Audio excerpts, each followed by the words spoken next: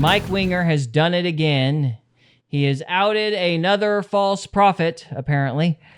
And I think he has. I think he's got a good case here. So I figured we'd talk about that briefly since everybody was talking about it this week. And so with that being said, we'll lead into the intro. Welcome to Faith, Fiction, and Folklore, as we like to call it, the Triad Podcast, where we try not to mess the podcast up. So, Mike Winger. Trevor got us a good article to kind of give us a broad overview of the situation. So let's start there. So, Australian Prophetic Council and the prophetic gift of Gary Morgan exposed. This is by Church Watcher, March 21st, 2026. Mike Winger has done it again. I didn't steal that line from this article, I swear. Calling out cover-up culture and abuse in the church. This time, he has called out Gary Morgan of the Australian Prophetic Council. I didn't know there was a council for that. Morgan being notorious. I think you need an article there. Being a notorious grifting prophet around the Australian landscape. He is often associated with Apostle Catherine Ranula of the Glory City cult in Queensland and her Australian Prophetic Council. However, more recently, Morgan has been embroiled in prophetically abusing Casey City church members, the cult of Larry Sebastian. Timeline and resources on Larry Sebastian of Casey City Church. Gary Morgan was also exposed as a prophetic scam and the emphasis culprit in the pulpit scandal that many of us released on the online Christian community, where he too failed to prophetically sense the conniving and plagiarizing prophet. I can't read. Amanda Wells. These are all different circumstances not related to what I'm talking about, but this is still good because this shows other instances where this guy has been a problem. So Mike Winger posted across his social media channels the following. Now, this is what I'm talking about. Prophet Gary Morgan is yet another example of a guy who was caught using Facebook to fake prophecy. Many leaders knew. Nobody warned the public. He still runs his school of prophets. If I had money, we got to take one of these like courses to become prophets, and we need to live stream it. It would be so cool to take this class and just react to it on YouTube. But anyway, let me see if I can find it. What's his name? Okay, $500. $500. Yeah, that's cheap. Well, you're loaded, dude. For real education. For a real education. Real education. It's like what's that, home inspector school? Yeah, there we go. Think of the returns. Think of the returns on your investment. It's Gary Morgan School of Prophets is what it's called. So, yeah, okay. So many leaders do. Nobody warned the public. He still runs his School of Prophets. I call on leaders in the charismatic church to call him out publicly. And so that was Mike Winger's Facebook post. So basically, he was talking about a controversy where this guy was shown to be using a fake Facebook, like he called out a fake Facebook name on YouTube. So there's that. So I will start the video. I wanted to find timestamps, but it was too long. Before we do that, though, and while Trevor's looking for this school, which I fully intend to just kind of click around on, let's look at one of Gary's sermons really quick. Yes, send me the link, and I will. We need to have our listeners fund us so you can go to prophet school, and they'll be like, "You're a prophet, Gary." Yes, guys. Send us super chats so we can buy a course for the prophet school. It'll be great. I'll tell you your futures and say your names using information I get from Facebook. It'll be perfect. Anyway, sorry. Okay. All right. Here's a little bit of Gary and his preaching style, really quick. It's so good to be in the house of God, amen? It's so good to be together. For those that don't know me, especially my name's Gary Morgan, and as you can tell by my accent, I'm from Tasmania. And so I'm originally from Wales, but actually come from Melbourne. Let's Oh, take my our bad. seats this morning. Yeah, all right, let's just skip ahead here. Let's see if we can get him prophesying. What? It was so funny. He's The from whole thing is $730. Guys, we need the super chats. We it in have to Australia, do though? this. We have to do this. Huh? Is it in Australia or is it here? I don't know. It's online. So Yeah, it's all just online stuff. online? Yeah. think of the It's all online returns, stuff. Cody. Think of the return on your investment. You could It'll just buy practically the pay for payments. itself. Dude, if this guy didn't have an Australian accent, he wouldn't have a school. That's true. I don't know Plays into why that that's true, but that charismatic sounds right. bullshit. Hey, it's big everywhere, man. What can I say? So, all right, let's see if we can get a prophecy here. Change All right, we're gonna that this world change. is waiting for. And I speak it out. He And I speaks out the remember when I change. first got married, and that next morning, and I do my little routine, and I'm standing there, and I pull my shirt down, and I said, "Today, you are the encounter of God in this world." And my wife walks in, she goes, "What the heck are you doing? Who are you talking to?" Is it too late for an annulment? Of marriage they didn't tell us about. I said, I'm speaking to myself. What are you doing that for? And I began to share with her. Because I'm a crazy person. I used to look myself. Can you in the pause eyes it when I real saw- quick? Yes. I do like listening to some of these preachers and prophets and stuff like that. Mm-hmm. It's all inspirational because Self-help stuff. it's more self-help and stuff like that. They literally only really talk about their life story, and it's very inspirational, but it's all they do on their channels and stuff. It's the only thing they preach is they give their testimony over and over and over and over again.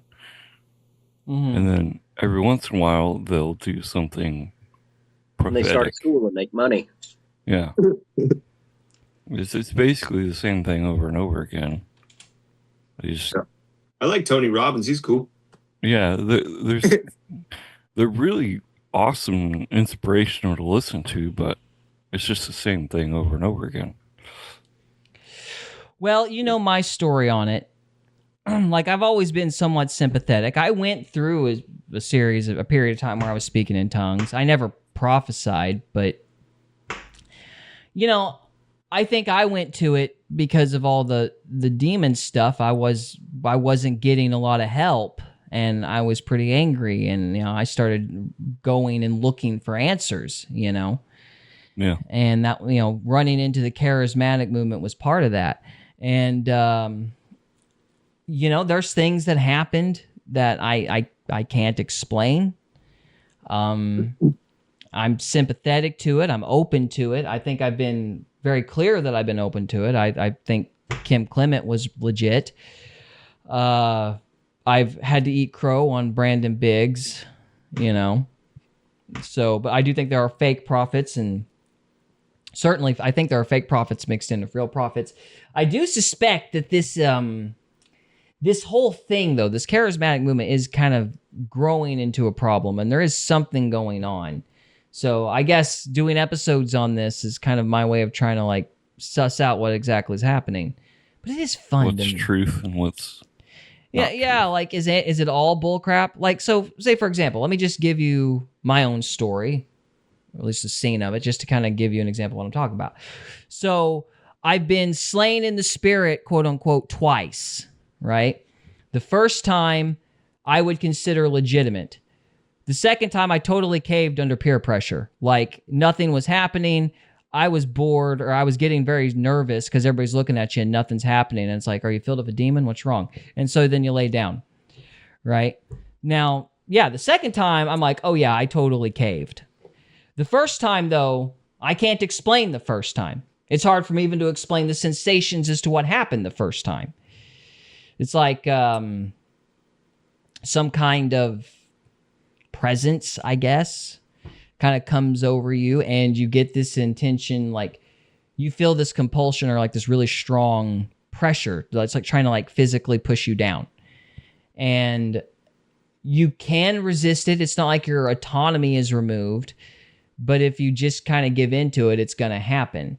And it was a very bizarre feeling because I wasn't expecting anything to happen. I don't think the black lady who was praying over me was expecting anything to happen, and everybody was equally shocked. Now, Wait, what happened exactly? You felt a pressure on your chest? it's like it came down. Like it was like this kind of intense pressure. I don't know how else to explain it. It wasn't physical necessarily, but it was like you felt it. I don't know how else to put it. You felt something, and it made you feel a compulsion to lay down. And you could fight it, but, you know, if you didn't, you were going to lay down. I mean, I didn't expect it. The black woman who was praying over me didn't expect it.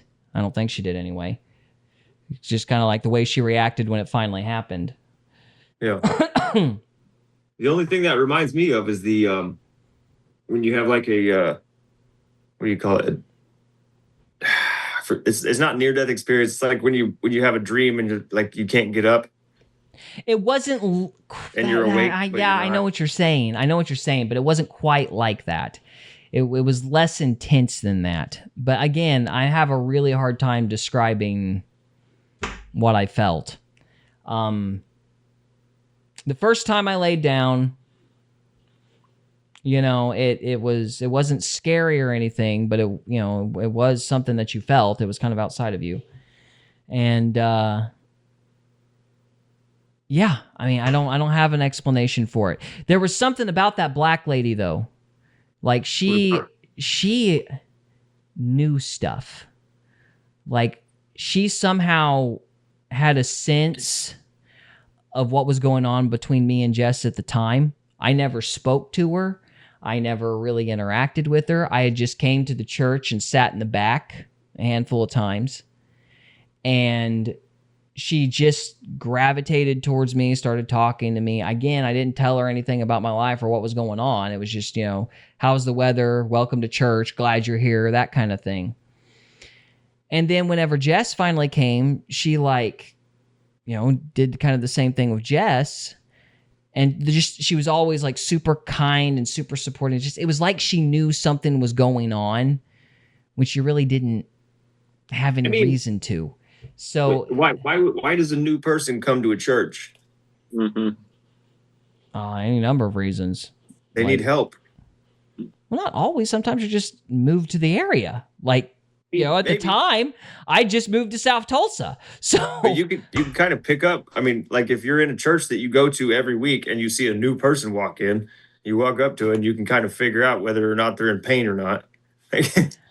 Possibly. You know what? Possibly. I'm not going to pretend that I know anything or have any strong opinion. I can just tell you she seemed to know, to me at the time, she seemed to know things that she seemed to have an intuition about me and Jess, and I didn't know how she was getting it because we weren't interacting with her really. Yeah. And then the other thing was that first instance of quote unquote being slain in the spirit. I never went through anything like that before. It was very odd. The second time though, nothing like that happened, and I just caved to peer pressure. Yeah. So that's my experience. And so it's like, I feel like there is something, and so I hesitate to be too harsh.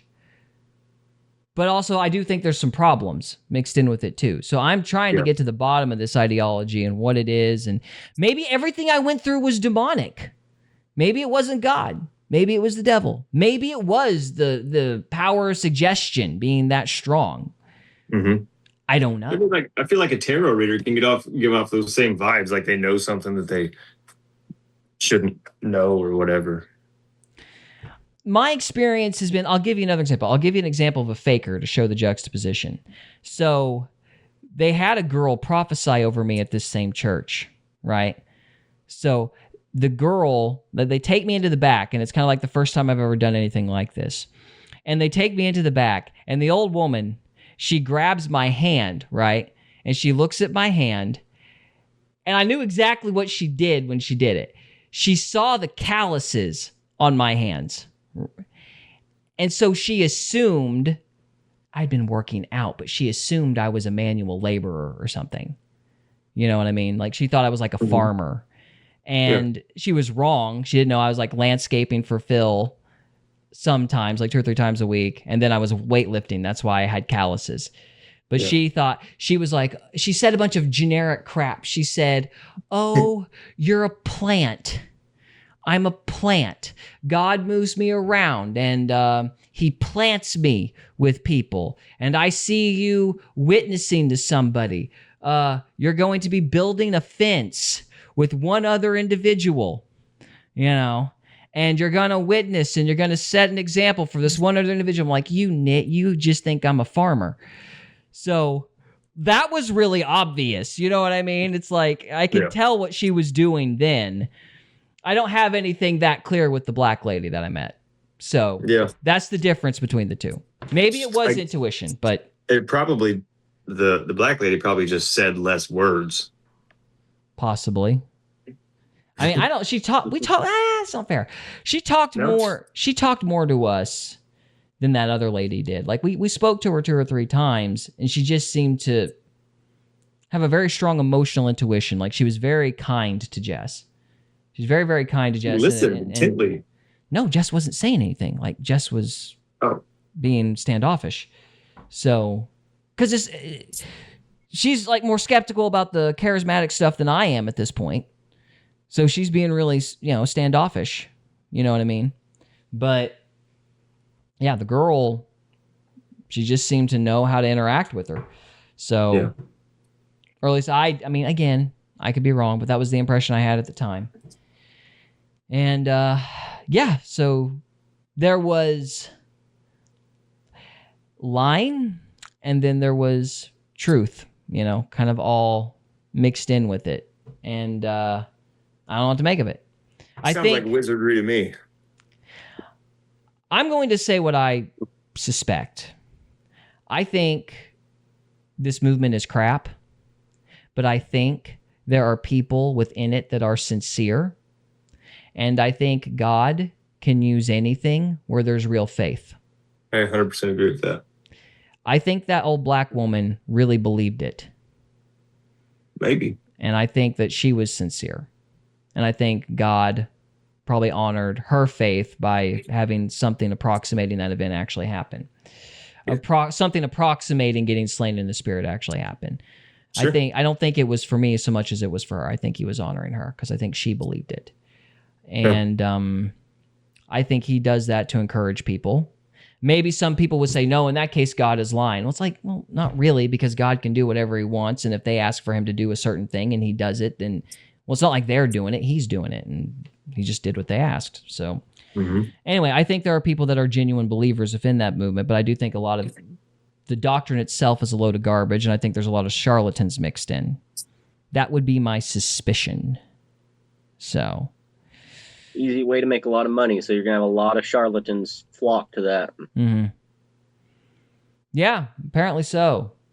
Anyway, moving on. Okay, well, I said all that to try to be honest about where I'm at with this movement. Does anybody have any thoughts before we move on? No, I think all movements are crap.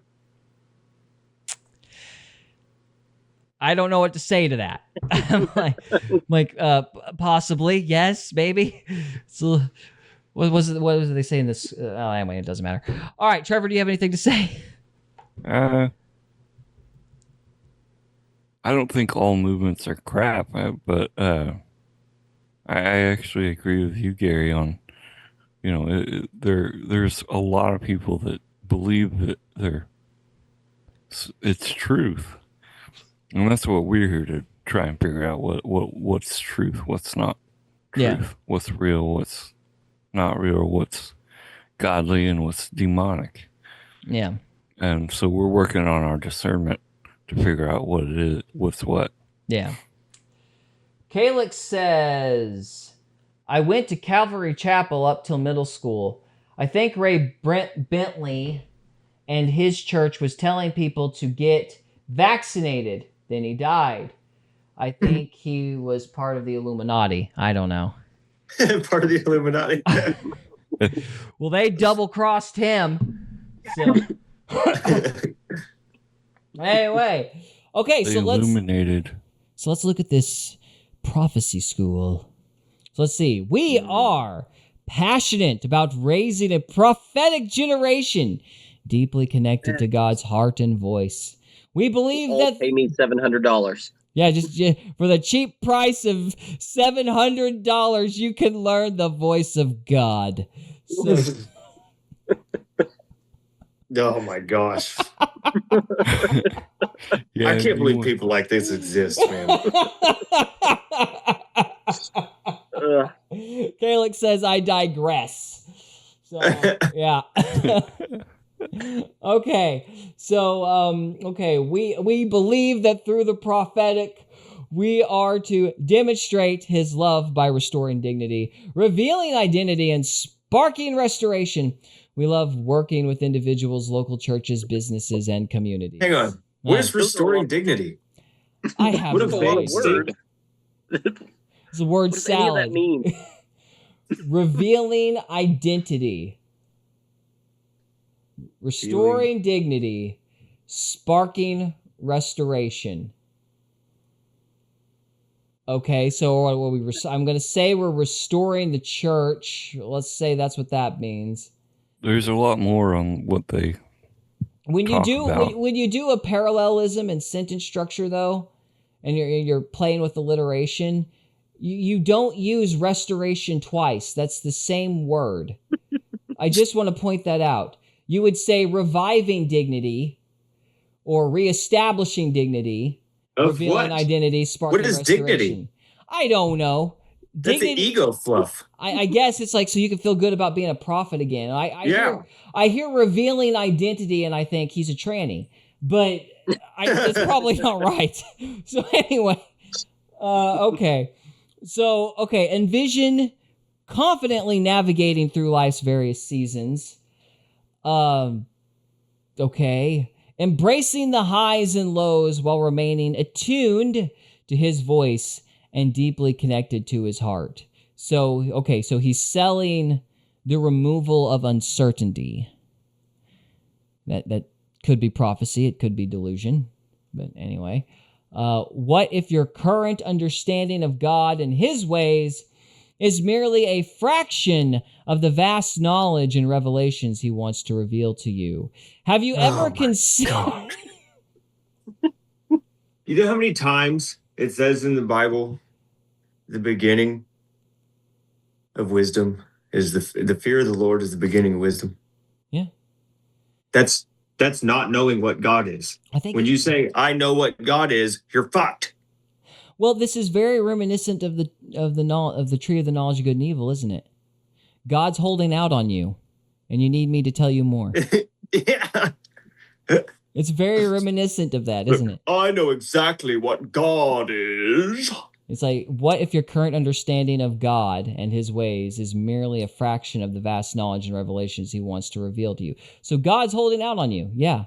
And if you just eat this fruit, I hate prophets. you're going to have the knowledge of good and evil. prophesy. Have you ever considered the possibility, Cody, that stepping out of your comfort zone and breaking away from the ordinary patterns of your spiritual journey might lead you to a revitalized and abundant life? Yes, that's why you fast. It's called prayer and fasting. No, you pay $700 You for pay a course. $700 so you can have a guy tell you what God is. You're in the right place, Cody. Oh, I love this. I love this. I thought I knew the Father because your salvation wasn't enough to open that up to you. You need Gary. So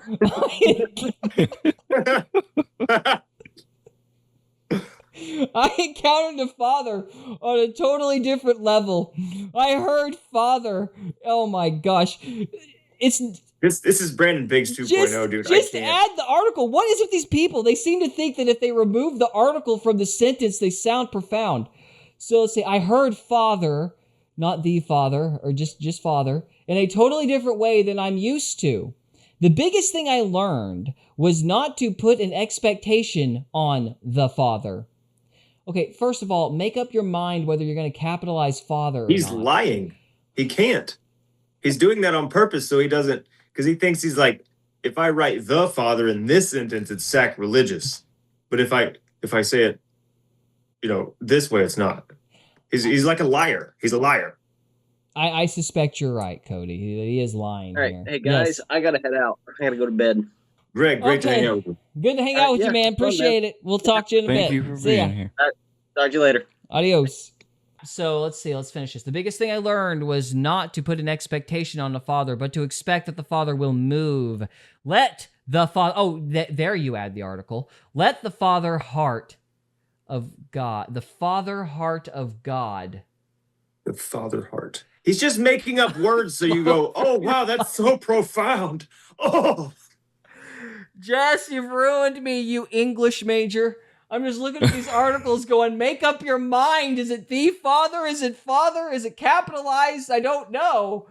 Holy crap. Okay, so this is nice and professional. For $700, you could forget the articles and not figure out whether or not you're supposed to capitalize God. So, Bro, I want to put this guy and Brandon Biggs in a cage together with a pool stick and fight to the death. we're going to Brandon have Biggs. tryouts. Brandon Biggs paid him $700. Yeah, they went to the same classes, I guess. Good night. Golly, Okay. dude. All right, now guys, this is when you give us this $700 so we could take this course. This is what you're getting, okay? SOP for SOP 1, our 14-week prophetic school offers immerse teaching and practical activations to help you hear God's voice clearly and minister with confidence. Tell me more. All right. SOP? What is SOP? SOP is School of Prophecy, I guess. Oh, it's just like he just made up an acronym and, it's reminiscent of a huge part of the Bible. And it's just like, yeah, SOP. It's an accident. It's SOP. Just an accident. Didn't Yeah. we talk about SOP in one of our episodes? Yeah, it's Maybe. been Judas. Yeah. Yeah, that's it. Oh, My right. different SOP. Donahue, he touched the SOP. So, okay. Yeah. No, the SOP is huge. That's a huge thing, man. You can't just, it's just like putting that in there so people have an emotional attachment to it. It's an emotional anchor. It's a funny word. So An emotional idol. It's a funny word, but you attach to it. You go, oh, that's in the Bible. This guy's based. That, you know what? I think you're probably right. biased. They probably did do that to kind of like create like a subconscious connection. That might very well have been it. All right, here we go. Are you ready to go on a life-changing adventure? An adventure that changes the status quo of your relationship with the Lord and causes you to encounter Him in ways you can't yet imagine. I'm not going to encounter this guy. By the way, you'll have to scroll all the way to the bottom to get to the pricing. Okay, well, we got one more paragraph. Then we'll see how much learning about the voice of God is worth. So it's not just another course. I'm sure it's not. Glad you made that distinction there. SOP 1, 14-week intensive transformation journey that infuses the very essence of the Father's heart into everything you do.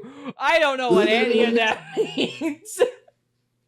It's not just a head knowledge course. It's a heart encounter journey. Why is it so important to hear His voice? Because it's our divine inheritance, a vital component of God's plan for the last days, as Joel and Acts prophesied it. Okay? This is a game changer. We've been given access to the mind of Christ. Okay? Enabling us to see through His eyes, receive wisdom beyond human understanding. And that's right, Gary. You know better than the plebs. And have hope and peace no matter what challenges we face. Certainty and delusion are awfully similar. I just want to point that out. Okay, so let's see what learning about learning about God costs. So, Well, yeah, it's not all the way down. It's like right in the middle. right in the middle. Okay. Calyx 93998 says these kind of motivational speakers are predatory. I completely agree. The more I'm reading this, I'm like, oh, he's good full word. of crap. He is so full of crap. All right, let's see. Let's try to find the price. Okay, I'm sorry. I'm just going to read this. SOP 1 changed my life. I understand now. My father loves me all the time. Yeah, you could have read the Bible. Wait. Was that a review or was that him saying that? No, that's a review. Oh, okay. Because this guy, this prophet of God, got his website from like Donald Miller and the Storyblock model. So you got to have like your, I don't know that for true. It's just some bullcrap website designer that scatters all your reviews and stuff through the website. So, okay. Courage, humility, openness. Okay, let's see. Courage. Showing up is a courageous move. It might be That means paying for it. Yeah, pretty much. It's awfully courageous when you bankrupt yourself. So it might be filled with the unknown, but the promise is draw near to the Lord and he will draw near to you. I don't think God required you to pay money. But okay, humility. Embrace humility and allow the Lord to heal you from misperceptions or wounds that may have occurred at different times in your life. How in the heck is that connected to humility?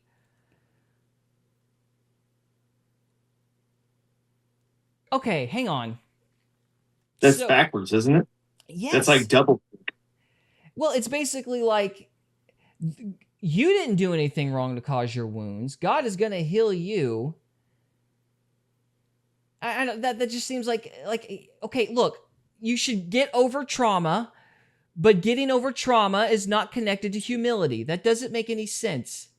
Embrace humility and allow the Lord to heal you from misperceptions or wounds that may have occurred at different times in your life. It's just word garbage, dude. It's trash. Yeah. It's not even. I think we're trying too hard to interpret it. It doesn't mean anything. I'm just trying to suss out a logic through the stupid, guys. Yeah, it's not. It's emotional crap. Okay, let's see. Oh my gosh. Module 1, understanding the biblical basis for prophecy, developing a 5-bar, because it's like a cell phone. Your connection to God is like a cell phone. A 5-bar connection. God. That must have ingredients of the prophet. The must-have ingredients of the prophetic. I wonder what that could be. Prophetic patterns within Scripture that fuel the prophetic. What? Prophetic patterns within Scripture that fuel the prophetic. But aren't the patterns secondary to the prophetic? So how would the secondary outcome of the prophetic be fueling the prophetic? That's a tautology, my good sir. Learn grammar. That's called circular thinking. Yes, exactly. Different aspects of the prophetic. Teach me, please. Okay, payment plan, but no dollar amount. That's telling. Okay. Oh, wait, here we go. 5 payments of $159. 1 payment of $730 for module 1. They couldn't write a coherent sentence, but you will learn the voice of God.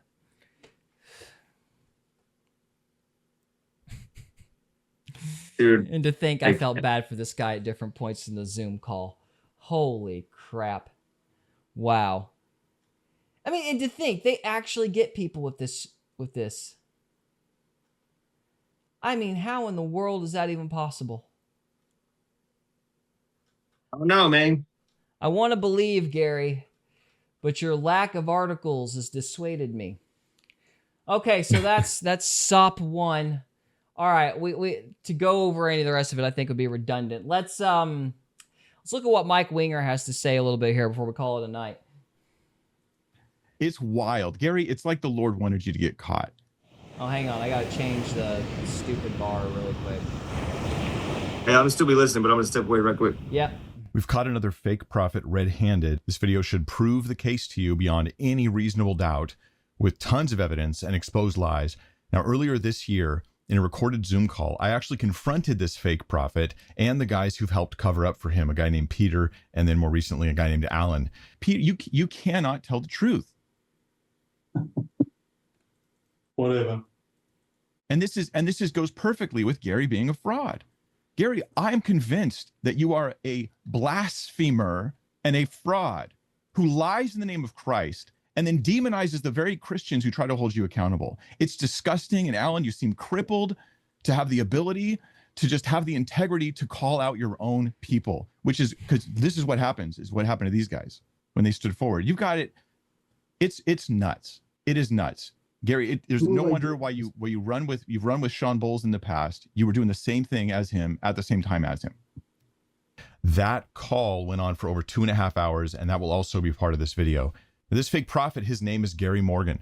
He is the Australian Sean Bowles. Actually was a friend of Sean Bowles's, and he ran with Sean Bowles for a while. When he was first confronted about his fake prophecy, he actually used the excuse, well, Sean Bowles gets confronted like this all the time, these. All right, so we're going to move on a little bit. I want to actually point out the specific prophecies, some of the examples of faking that they got.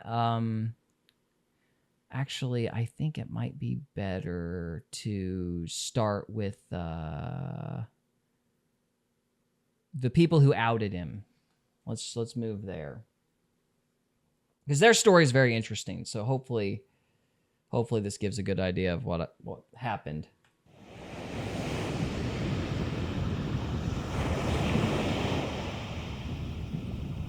I guess I'll just start by, was it October or November? It was November 2015. November 2015. And did you want to? That we were part of Gloria City Church in Brisbane, Australia at that time.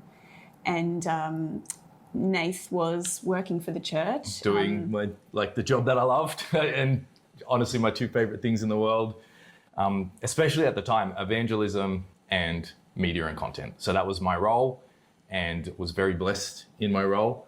And at the time, Gary was speaking at a big prophetic conference our church was putting on. And I remember I wasn't in his session, but the person who was in his session debriefed with me, and they said something I'll never forget. They said, he's so accurate. They were marveling about how accurate he was with names and dates. And then as a joke, they just kind of said, unless he's getting the information from Facebook, and moved on. Wild. And I never heard of that at the time. I had no grid for that. Data mining wasn't a word in my vocabulary. I didn't think too much of it until it came to reviewing the footage from that session, which was one of the parts of my role. And I remember playing it, and it seemed so suspicious as soon as I played it. I remember my heartbeat just picking up. I was in a dark editing studio, and I remember just, it sounded, Mike, like this was information that you would just get off Facebook. Like it was to start with a name, and then a date, and then a picture. And Gary had this book that he was reading out of, supposed, words that he said he received from God. He was giving these words out, and I just remember the sinking feeling in my stomach, because we were taught, and Chris and Haley can attest to this, but we were really taught that, suspicion is bad. And we're also very much taught, believe the best, do not touch the Lord's anointed. So I'm like, this is freaky to me. I'm sitting there and I'm going through 1, 2, 3 words. And then he started calling out people who were not in the building, and he turned to the camera to give the words. And I felt like I was like sinking into my seat there in this dark editing room. It was enough to really disturb me. So I wanted to debunk it in my own mind. I was like, I'm just going to debunk this and move on with my life. So at the initial time when you first hear it, you're scared because you feel like it's wrong to even be asking these questions, but you can't get it out of your head. He goes, unless you got it all off Facebook, and you're like, that could be true. That could be a way of doing this. He calls out, and to me, it sounds, and I've seen the evidence, and I know more than what you've shared so far. You're telling me again, and I want to hear your story again so everybody can hear it. But for people to know, this is exactly identical to Sean Bowles. the exact same stuff he did. He's giving information that's available on Facebook, Facebook, which is now searchable, which has now just recently been made easily accessible for people to find your data online. And all of us jumping on Facebook don't realize yet how much we're telling people about ourselves at this point in time with social media. And then he calls out people who aren't even in the room. This is completely identical to Sean Bowles, because he knew they were supposed to be there because of Facebook, but people's lives change. They don't show up. They came to an earlier service or something. So it's looking. That's a point. That's an important point you made as well, because all of the people that were prophesied over, there was many more in that conference, but all of the people had clicked attending on the conference. That's what I was about to say. That's insane. The people that were Right, in the room, right. and the people that weren't in the room were traced back to having clicked attending. Right. Which was the thing that freaked me out, because I went to the one place I thought you would go. There was an event with about, I think, 300 people on it for that conference. And so I started following his words through, trying to debunk this in my own mind. I thought, sure, some of the details would be on Facebook. That's statistically likely, but not all of them. And as I went through those words, each and every one of them were on the event. And not only that, some people he called out then spoke to the cameras, and those people had selected attending on the event, but did not show up to the event. And so this was enough to freak me out. I brought this information to Haley, my wife, and Chris, I don't know if you introduced yourself, but feel free to introduce Chris, yourself as well. tell us who you are. Why not? Hey guys, I'm Chris, and I worked with Glory City Church. I was a youth pastor there at the. All right. Hang on a minute. Sandra Heenbrand 268. I'm sorry if I'm mispronouncing your name here. It's a little hard to see you. I've never heard. Sorry, Trevor, go on. Sandra Hildebrand. Hildebrand. Okay. Sandra Hildebrand. I've never heard of prophesying to people not present in the room. Pretty wild. Yeah, I'm assuming that's not a good sign. But I don't run in these circles, so I don't know. Maybe they were like on a live stream or something. Time, and yeah, I'm not sure how much to go into. I mean, I first personally I met Gary at Pastor Catherine's house in 2014. We had like a little.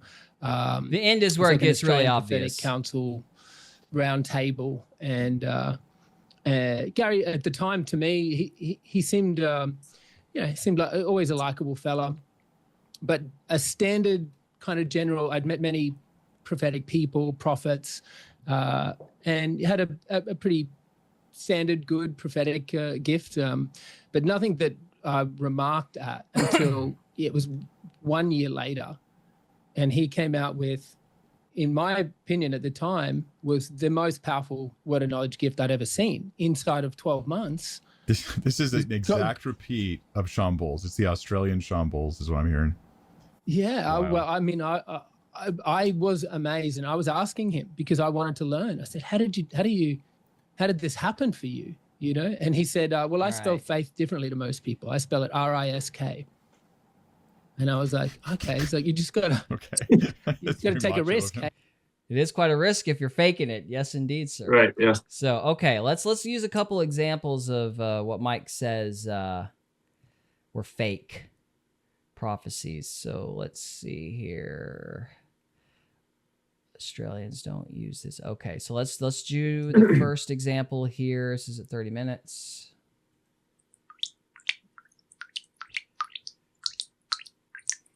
Okay, the first thing I saw a tap. It's like a tap the Lord was opening. And this tap had been closed for some time. And the Lord was opening this tap, and he's saying, the tap that I'm opening is opening the very things that have been closed to you. Ugh. You'll notice that this is consistent. I'll spoil it for you now. He will say things that are meant, I believe, to prompt the audience to respond with information. So he knows stuff about them. He comes up with a way of hinting at what he knows. They're supposed to figure it out on their own. It's the same playbook that Sean Bowles does, exact same playbook. And then he acts surprised, like, oh, that's your name? Oh, that's your birthday? Oh, that's... but Gary's not as good at it as Sean was. And you'll see why as we move forward. So he keeps saying the word tap. That's the thing he wants to use. You'll understand why, because it connects to her last name. And I saw the 16th of February and the name Esther. So let me describe Esther. Okay, Esther Fawcett is her name. Her birthday is on February 16th, and Fawcett and tap. Okay, so for Australians, I'm told this by my Australian friends, they say tap.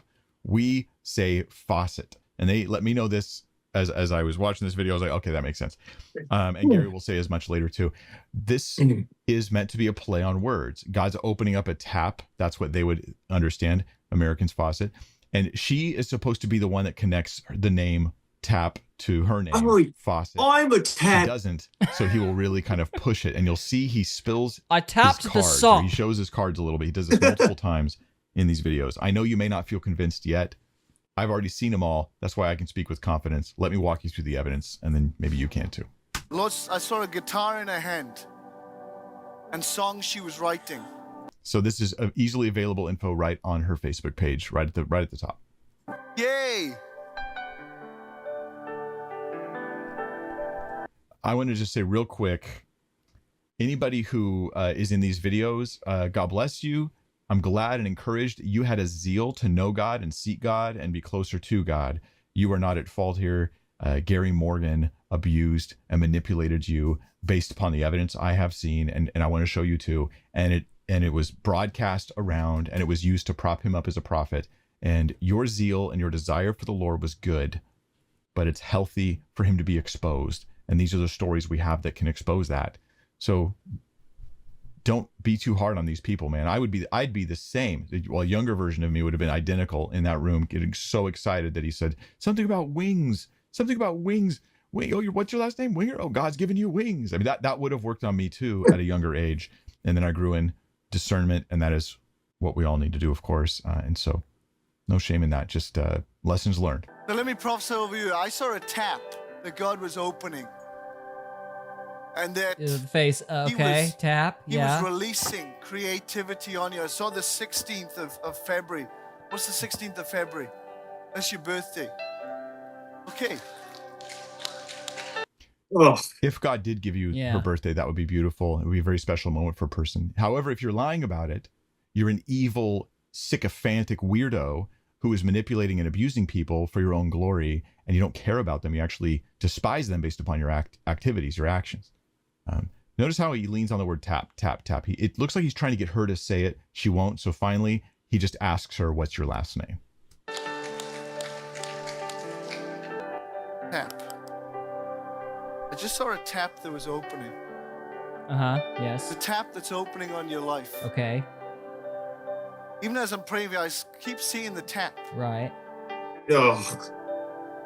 He's fishing. He's like just, oh, it's terrible, dude. Yeah. We'll turn the water. You We play gotta turn the water hose hand on. motion so that Tap. get it. Get it?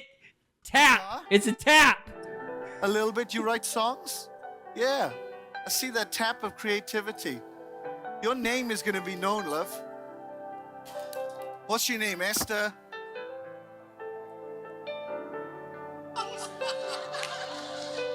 She said her name, and now people are laughing because they're like, oh yeah, obviously it's the tap. That's the connection. These types of cutesy connections are consistent in Sean Bowles as well as Gary Morgan. Find a name connection, always connected to their name, the name of their street, the name of something I can find on their Facebook page. Okay. Boss. Oh, look, That's look, American my tap. line took root. Look at that. Look at that. Isn't that funny? Hey, Look, I'm a genius, open sort the of. tap, Lord. Genius, sort of. Esther Fawcett. Okay. He's trying to act surprised. I don't believe he's surprised at all. This was Yeah. Now he's touching her head like, oh, look, I'm God. No, he's not God. He's just teaching you how to hear God correctly. Oh my gosh, he looks like I'm not gonna say it. Okay. Calix is like, this is rage bait. Yeah, exactly. Okay. So that's kind of gives you an idea of how he operates. Before moving on, obviously there's this is a 5-hour video. So Holy cow. yeah, we're not gonna be able to go over a fraction of this. So I just wanted to hit some of the highlights of it. This is the kind of thing he does. If you want to watch the whole thing, it's Mike Winger's YouTube channel. It says the title of the video is For 10 Years, He Got Away With It. The Fake Prophet and His Enablers. For me, like I would love to do this like all the way through. Because I love kind of watching people and how they interact and like kind of some of the tells they give. And so what's really good about Mike Winger's video that I appreciated is there's actually this Zoom call at the very end. And we'll play a little bit of it just to kind of show that it's there. We can't react to the whole thing, though, because it's like a 2.5 hour Zoom call. But what's interesting is, I would just encourage you to watch the whole Zoom meeting, because the Zoom meeting is very revealing. And it shows that it's not so much that, like, Gary is probably just a raka. So he's bringing it back. Bringing it back, right. But the people that keep this guy from getting caught and the people that keep these guys in circulation, they're behind the scenes. They're what Mike Winger calls a fixer. And so I would encourage you to watch the Zoom video because it gives you an idea of the behind the scenes that actually keep guys like Gary propped up in spite of the fact of them constantly getting caught. So I would encourage you to watch the whole thing. It is 5 hours, but it's worth your time. So again, I mean, and just as a caveat, I don't agree with everything Mike Winger does in that call, but I think his heart's in the right place and it is an extremely revealing video. So anyway, with that said, let's show how let's play Mike Winger showing how this false prophet got caught. Assuming we don't get accosted by an ad. But maybe ad in 3, 2, 1. If we're lucky, it'll be Jamaican music. I'm gonna have to, there we go. Dun, dun, dun. So let me just recap. So you're in the meeting, you present a number of evidences. You're given, what about this word? What about that word? And yet you can still look those up online. You can find all this stuff, even the extra ones they give online. It's just more red flags. Then I'm guessing you're understandably like, I'm kind of up against a wall. We've got a ton of evidence and it doesn't seem to raise any alarms for you guys. What would it take? And they say, well, if there was a fake Facebook page and he called out a person that doesn't even exist, then it would be for sure. That's the implication that I'm getting from your story here. And then Haley takes up for the next part of the story. Right, because the meeting moved on pretty quickly to say, but I want you to drop it. This is a distraction. I want you guys to leave it. And we came away feeling bound to that. You know, we felt like we couldn't, you know, I don't know why, when you look back, it's like, we'll just do it, you know, but I personally felt like I've done all I can do. Nathaniel, I think you felt the same. We've done all we can do. We can't go any further with this. We have to just let it go. And you know, that was the impression or the feeling that we had. But yeah, go on. Yeah, so I obviously still continued to feel concerned about it and quite grieved as I would pray about it and things like that. So I decided to make a fake person on Facebook, and I made their first name Sarah. I made their birthday the 10th of June. And I took a photo of a couple of sheep next door and I made that the profile picture and sent out some friend requests to try and make it look legit enough. And not a bad idea. Like, I'd thought about making a few. That pun hurt as bad as the fake prophecy. But again, didn't want to spend too much time on it and wanted to just trust God with whatever happened. So yeah, then it came time for Gary to come speak at our church again. And in the lead up to it, our church put out a Facebook post to say, you know, Gary will be speaking on Friday night and Sunday morning and Sunday night at our church. So I got my fake person to comment like, yay, I can't wait, on that post. And that's because there was no all you Facebook did. event. That's literally That's the all. only thing that you did with That's that all. Facebook page was just one little comment. Yeah. And we got a screenshot of that. Yeah. So, yeah, I did that and just prayed and, tried to trust God with it. And yeah, it came to the Friday night that Gary was speaking at the church. Nathaniel was there. He was On the working cameras on the again. live stream. And I was at home with our baby, but I was watching on live stream. And Gary gave a few prophetic words to people who were like mostly not in the building again. So he gave prophetic words to live stream. And then I'll never forget when he said that he had a prophetic word for somebody called Sarah. And he said that he had the date 10th of June.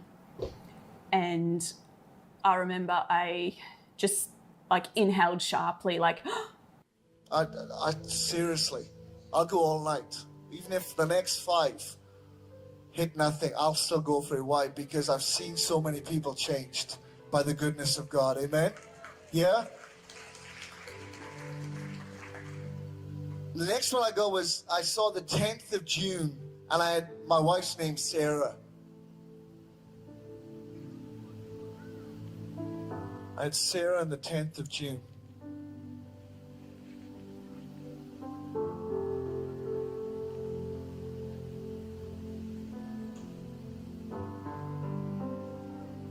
Crickets. Gary, the voice of God. So, Moral of the story is, I wish this guy would have traded places with Steve Irwin. there you go. There you go. Okay, so this happened, and of course he gets confronted. And I'm not going to play all the details because I want you to watch Mike's video. Mike worked very hard on it. It's a very good video, and yeah, it's very telling. So basically what happened is they confront this guy. Of course, he starts quoting Proverbs about how dare, you're not supposed to set traps. Traps are bad, okay? Doesn't deny it. He complains about traps being set and then denies it.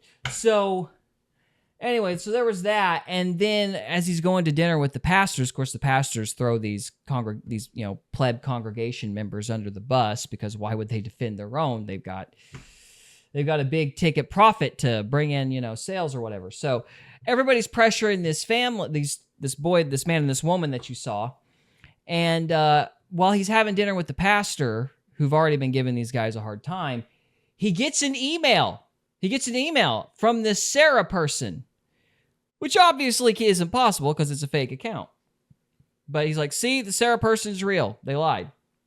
Well, further investigations ensued. And the Sarah turns out that she's going to travel into Cambodia with the Red Cross. And then apparently her email account just disappears. But the recovery email is Gary's web email address. So, yeah, Gary was the one sending the email. Now, his defense in the Zoom call is, well, I was at dinner, so how could I have sent the email? And one of them, I don't remember who it was. It was probably out returning videotapes. Yeah. Somebody in the Zoom call said, well, don't you have a wife? And she was like, I was sick in bed. So, anyway. So, there's one more. Hey, look at his pants. Look at his pants, bro. The acid jeans? No, they're like form-fitted. Like he painted those jeans on, man. Those are... He's wearing jeggings. It's the shirt. Those are rough. Those are rough for you to endure. Okay. Well, get yourself some Wranglers like a real man. We certainly wouldn't want you to commit adultery in your heart, Cody. So we'll move on. Yeah. All right. Let me see if I can find Mike. The master of disguise really gets me going. Oh my goodness. I see that. I see that. Yes, you're right. Oh, you're not turtly enough for that turtle club. All right. I'm gonna see if I can find. I doubt I'm gonna be able to do this because this isn't time stamped. But Oh, hi, Kitty. let's see if, all right, we're gonna start at 408, see if we can kind of just have Mike talking to the group here, and then we'll call it good. Said they didn't want to participate in so that. let's just stop there. So I just it's really going to come down, Mike, to who you choose to believe at this point as to whether Graham and I did put up $20,000 and that we did say that to Ben, and that we did make that clear to Ben, and that Ben was the one who withdrew. Okay, since we're my starting at recollection. 408, I should probably explain what's going on here really quick. So basically, these guys want to do an investigation. So what the couple that's set up the fake Facebook page, they want to do an investigation. They've got a guy. They've got a guy who is going to, a guy named Ben, who's going to conduct the investigations, kind of as a middleman for the couple. And as all this back and forth is going on, this guy named Peter, who Mike Winger calls a fixer, comes into the scene and starts making a lot of very steep stipulations for the investigation. And that what they were trying to do is they wanted to say, well, we can't prove anything until we get the couple's devices. Now, 2 + 2 = 4 logic. I mean, obviously, the only reason they want the devices is because they're hoping to find something on that couple's phones that they can use as like counter blackmail. And oh, look, they watched porn 3 years ago. Yes, because one of them may or may not have watched porn. That means he's absolved from pulling a fake Facebook page, right? No. So anyway, so they obviously back out at the end because they need Gary's devices, and he's supposedly got new devices at this point. So they need his to see if he sent the email for the Sarah girl. They don't need the couples, but they keep insisting on the couples, which is an obvious fishing expedition. So anyway, the part of the Peter's justification here is that, well, I offered $20,000. And he keeps saying he told Ben, not the couple, but Ben, that he offered the $20,000 because Ben isn't in the chat and Ben can't confirm or deny it. So that's what's going on at this point in the Zoom call. So we'll look at Mike's response and we'll call it good because Calix has said, I'm getting profit fatigue. I have profit Fair fatigue enough. within the first 30 seconds of every profit. Well, this is exhausting for Cody, which is kind of why I keep bringing it up. It's a little funny. Prophesy. It's a little funny. Of the reality of the facts. And I'm not. So at the minute you're choosing to believe Ben's recollection of those points of view over my recollection of them. That's your prerogative to choose to do that. But what I'm saying is that there's no... Which, of course, also implies that Ben had denied that they got that he had offered $20,000. But Ben isn't in the Zoom call, so he just keeps digging in. Yeah, evidence here other than my word and his word. And There's so evidence. if you're going to... Sorry?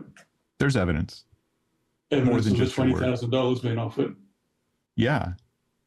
It's So it's the what- email exchanges you have with Nathaniel where you make no such offer. Throughout the No, but- entire discussion, all the way to the point where the whole thing's ending, you make no such offer and you imply that they have to pay for the whole thing. Again, I offer the thought that Okay. you're relying on email conversations that don't reflect the full breadth of the conversations that were being taken. And if that's what you want to rely on, then that's entirely your prerogative to come to a conclusion that there was evidence. And I've acknowledged in my email to you that there was evidence that Nathaniel offered to contribute towards the financial costs. I'm offering to you that there were verbal conversations between Ben and myself because part of this was a relational thing where he asked me to be an intermediary between Gary and himself. And so I'm offering to you that my point of view, my perspective, my memory is very clear, as I have stated to many people, that the $20,000 was offered. So I'm happy for you to rely, if you want to rely on the email conversation that Nathaniel was prepared to put up money. I acknowledge that he was prepared to do that. I'm offering to you that the conversation continued verbally and ended up in another place. And so it's entirely up to you, Mike, as to where you're going to land on what you choose to base your opinion or your perspective on. Oh my God. I can't. It's called refute that. filibustering, Right. Cody. Well, would you agree with the It's following? exhausting. When Did you see? Nathaniel pulled Did you out, see whenever Mike he was said not aware of an there is evidence? He went like Yeah. right when he said that, he was like, he had to protect his torso because he knew he'd just been exposed. Yeah. Well, I don't know if you noticed, but it's interesting because I watched this on my phone. So seeing it on here on the desktop is actually a little more interesting. You can tell, and you couldn't tell on the phone, but you can tell here on the Zoom call that Gary and his wife are a little nervous. Like she keeps biting her lip and shifting around. Like, yeah. I think. Wait, where's his wife? I don't see his wife. Oh. She's right. I don't know if you can see my cursor. She's right here. She's up. Oh, I thought he was in the bottom left corner. No. This is the couple that created the Facebook page. This is their Yeah, I knew friend. that. This is Peter. This is the new guy who has no idea what's going on. Alan, Mike, and then Gary and his wife. Okay. Never mind. I was wrong then. I thought it was the bald guy, but he covered up his bald spot. Oh, yeah, no. This guy, yeah, he's the one. His wife is the one that made the Facebook page. So. Better put my glasses on. Anywho, I'm trying to find, I'm hoping I've got it, but it's this back and forth where he gets caught again. Mike loses his gourd. I'm trying to find where Mike loses his gourd is what I'm up to, but there's no timestamps, so I don't know if I'm gonna be able to find it. So Yeah. I think we'll just go ahead and move on if you guys are okay with that. Move on to what? I don't know. Just to wrap up the conversation, unless you want to just keep watching this guy get confronted for being alive. No, I'm good. I'm tired, man. You're tired. All right. Okay, it's almost 3 hours. I guess we'll wrap it up. So anyway, I would encourage y'all to watch Mike's video. For 10 years, he got away with it. The Fake Prophet and His Enablers. It's Mike Winger's YouTube channel. It's very good. I think we need to do a little bit more on this charismatic stuff because I think it's getting way more. I've just never taken it seriously. Like, I've always been kind of bemused by it and thought it was kind of funny. And I had, of course, my own questions from way back when I was into it briefly. But because I went to ORU, so, I mean, it's like hard not to get some exposure into that world. Yeah. But, you know, for the most part, I just haven't really paid a lot of attention. But then Trump gave that tweet where he thought he was Jesus, and I was like, well, that's a little egotistical. And then I realized Paula White was part of his faith council, and she's got this mantle and this whole voice of God thing. We're starting to see that a little bit more. Did Brandon Biggs ever claim he was the voice of God and all this, like, learning to hear God's voice clearly if you listen to me stuff? That's what you're doing if you're claiming to be a prophet. Well, not necessarily, because usually the prophet's like, God is going to kill us all and we need to straighten up. Like, how would a person it's know not, that unless they were the voice of God? I don't recall prophets being like, if you just learn to listen in the right way, you will never have any doubts about your own choices in life. You can walk through life with confidence because you have a perfect understanding of God's will. I don't recall that being in the Bible, but yeah, Brandon Biggs was more about like, I heard me, I. He was all just about himself. Possibly, yes. I just don't know. There seems to be this weird, predatory, as Calix would say, aspect of like, we're going to teach you how to hear from God. That seems to be somewhat new. I'm not familiar with it, and I don't know.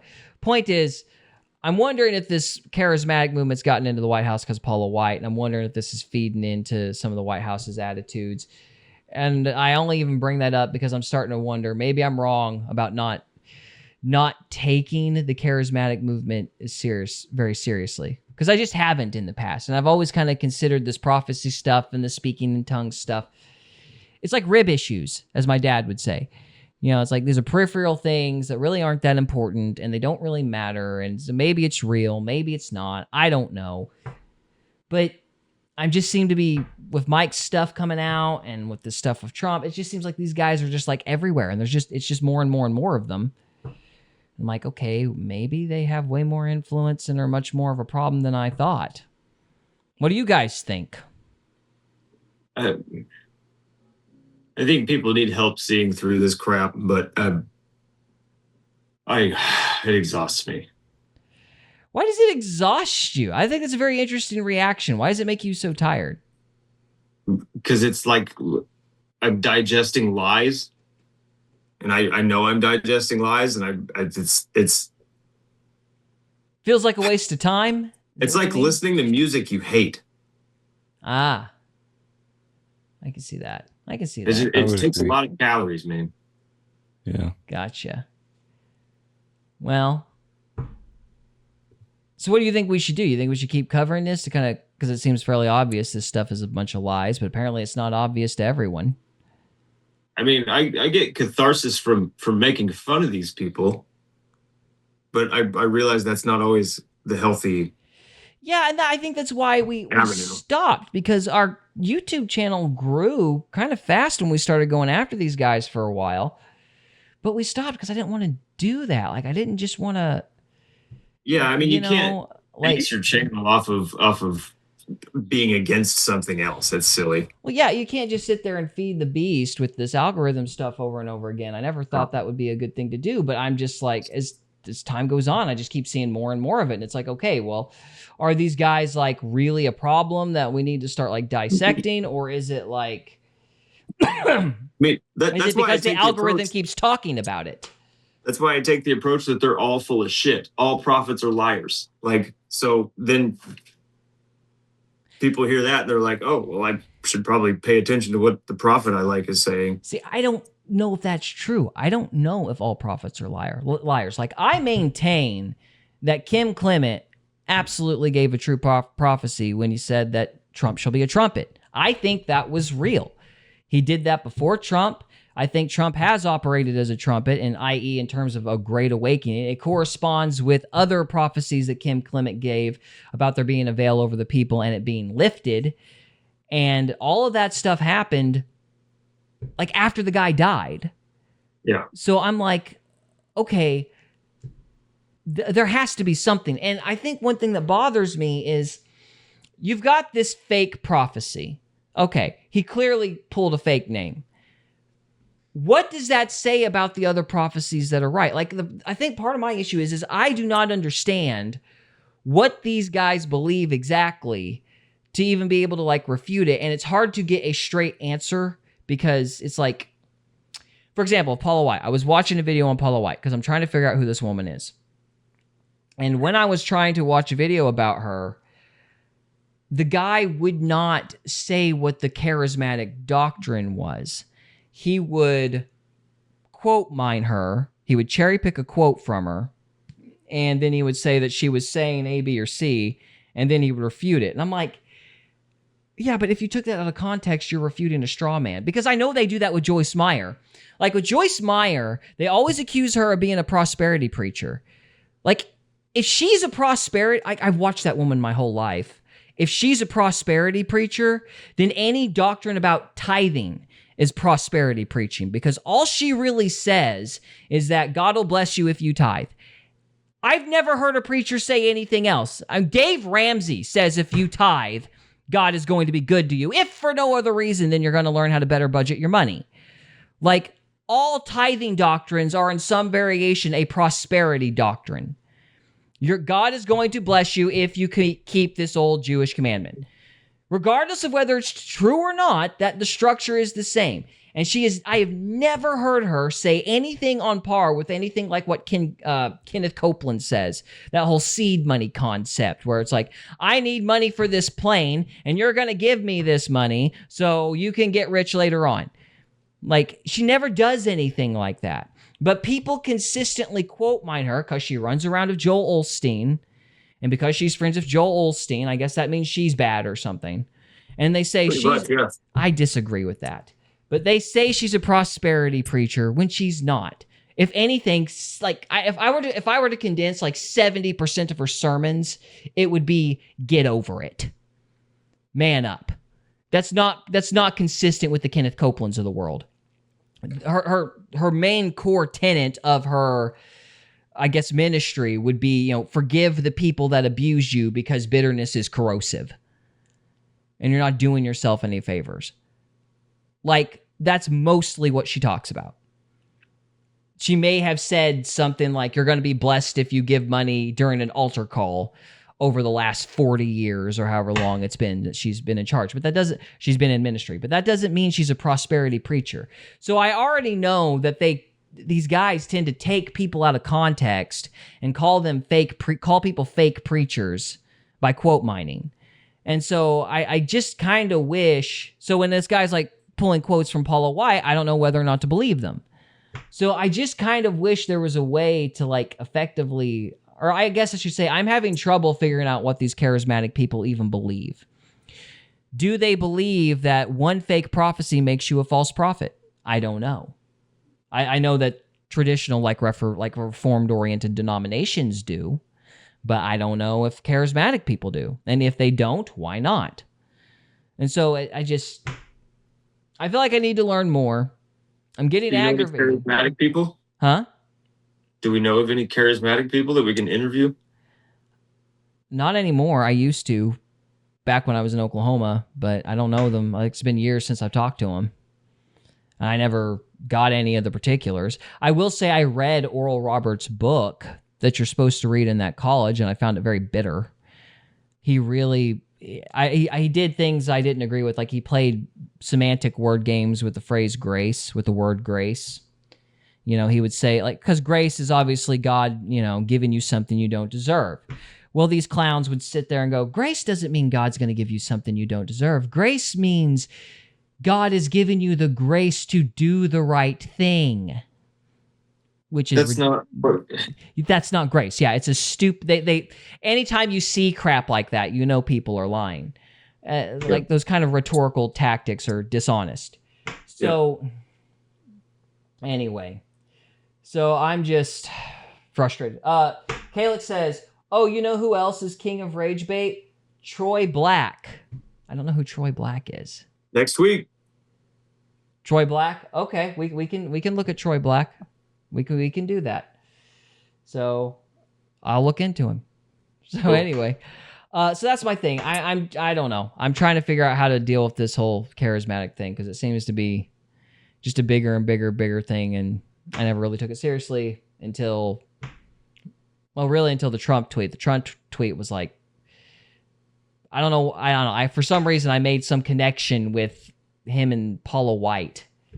And during that whole thing, I guess maybe somebody had speculated that she had fluffed up his ego or something. I don't know.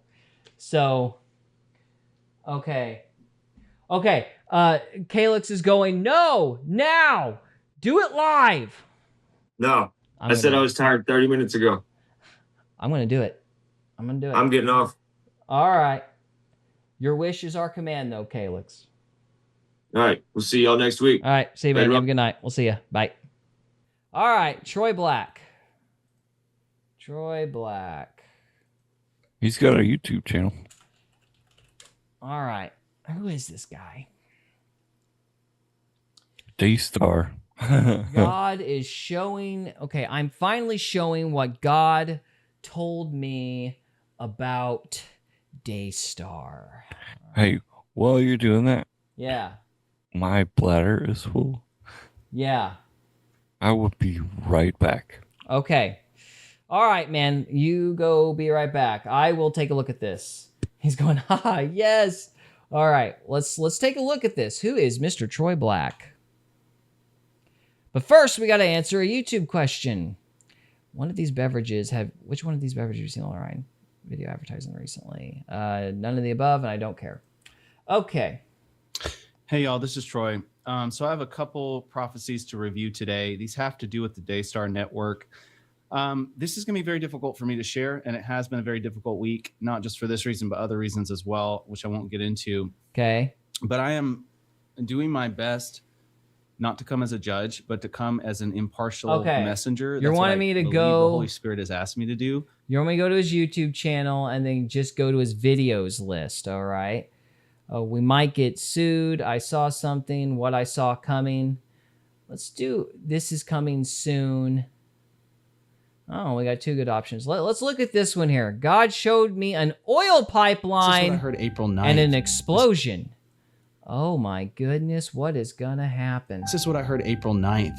This is the word of knowledge that the Lord had given me that day. And I heard a pipeline malfunction. But the next thing I heard was, I'm going to show you what is taking place soon.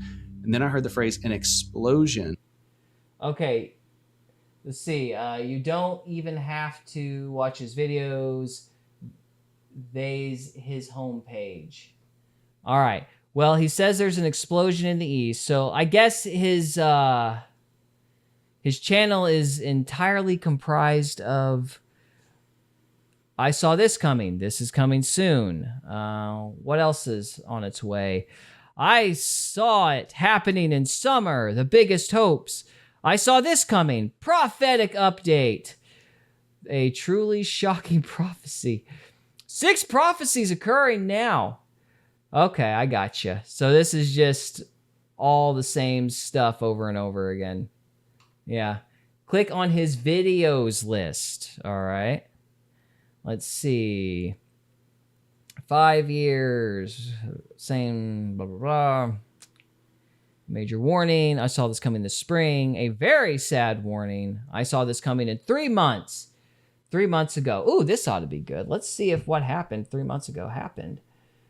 I'm curious. Hey y'all, this is Troy Black. So the Holy Spirit recently gave me a word that involves something happening in 3 months. It's gonna be drastic. In this word, it involves people like Candace Owens, Tucker Carlson, and specifically he gave me a word about Governor Ron DeSantis as well, and what's happening within the conservative. Yeah, it's pretty wild. Yeah, it's pretty nuts. That's crazy. So is he actually going to get to it, or is he going to just filibuster for 20 minutes? Okay, so February 10th, 2026. This is what I heard on February 10th. So this is a separate word, but the Holy Spirit led me to put these two words together in the same video. So this has to do with what's happening in the conservative movement. And this is what I heard. I heard the Lord say, many of my people don't see what is going on. He literally claims every video is a prophecy. Really? That's not going to age well. Let's see. So, Trevor, just to fill you in, this gentleman said there's something drastic coming in 3 months. Well, it's been 3 months since he sent this video, so we're going to see if it's happened yet. Actually, I suspect that he's going to be so ambiguous in his wording, we'll have no idea what the heck was supposed to happen. But we'll find out.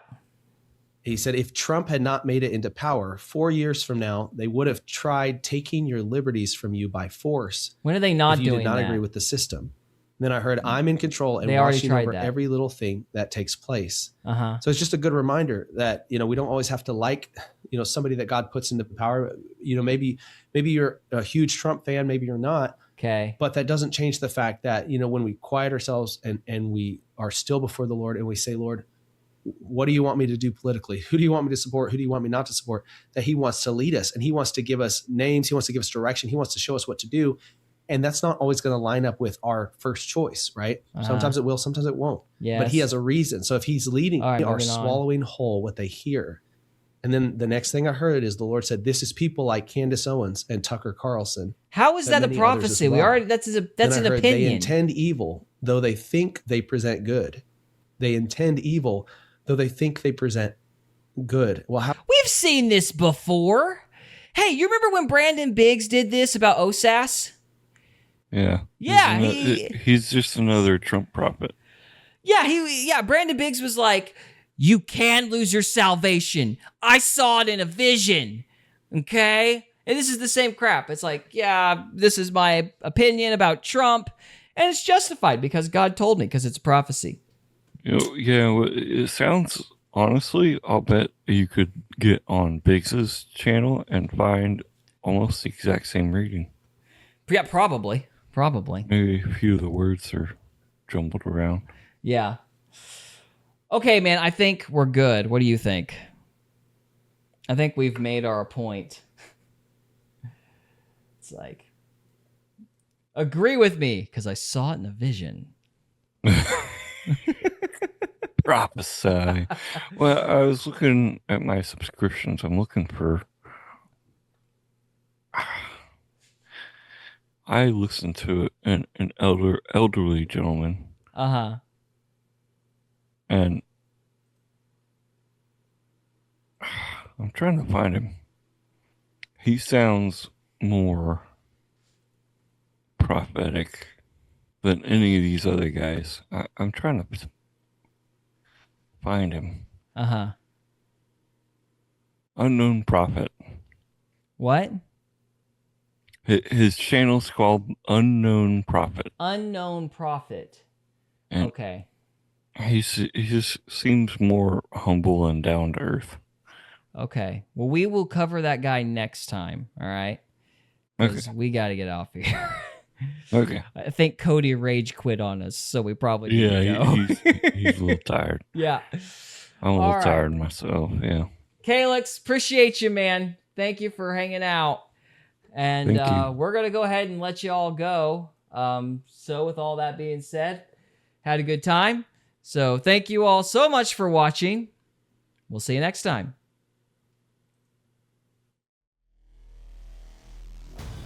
We hope you enjoyed this episode of Faith, Fiction, and Folklore. If you did, we would love it if you would subscribe to us on YouTube or follow us on Rumble. We can also be found on X, Instagram, and Facebook. And we are available on Spotify, Apple Podcasts, Amazon Music, and iHeartRadio. Thank you again very much for listening, and we'll see you next time.